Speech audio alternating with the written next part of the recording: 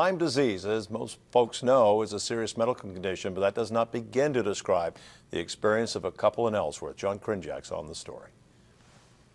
Holly Lounder has had health issues for more than 20 years. Fatigue and pain and headaches in my, late teens, early 20s. By 30, it got much worse. I was hospitalized because I couldn't walk or use my legs at all. And after a few days and lots of testings, they said, "We don't know what's wrong."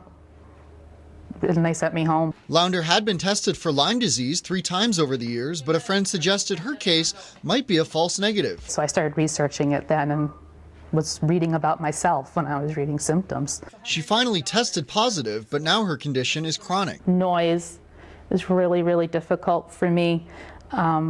Everything triggers seizures. She rarely leaves the house, has trouble speaking, and wakes up tired every day. I take my meds, I go back to sleep. After watching her, I'm like, wait a minute, and I realized I've got a lot of the same symptoms she does. A few weeks ago, husband Scott tested positive for Lyme as well. His doctor says he's probably had it more than 10 years. I'm sitting here shaking, and which I can't control, I can't help it. That, along with excruciating pain, makes running a business extremely difficult. I've got a karate school full of students that I'm responsible for teaching every single day.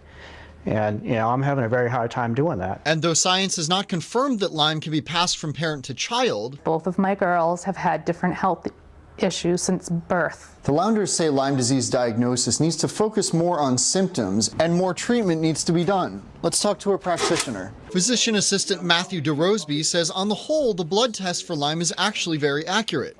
He says the key is to know the warning signs. Flu-like symptoms, really severe arthritis, or if you're having neurologic symptoms that have not been explained, the biggest mistake I think that people can make is not to think of Lyme disease. But for those whose condition is already chronic, the 30-day cap on antibiotic prescriptions makes longer-term treatment nearly impossible in Maine. Without adequate research to support treatment methods that are less than well accepted by the medical community, then it becomes difficult to make the case to go off the map. For now, Holly and Scott go to a doctor in Washington, D.C. who's willing to prescribe a long-term regimen. And they're organizing a protest in Augusta this May to raise awareness of how Lyme disease can truly turn lives upside down. John Krinjak, WABI TV5 News, Ellsworth.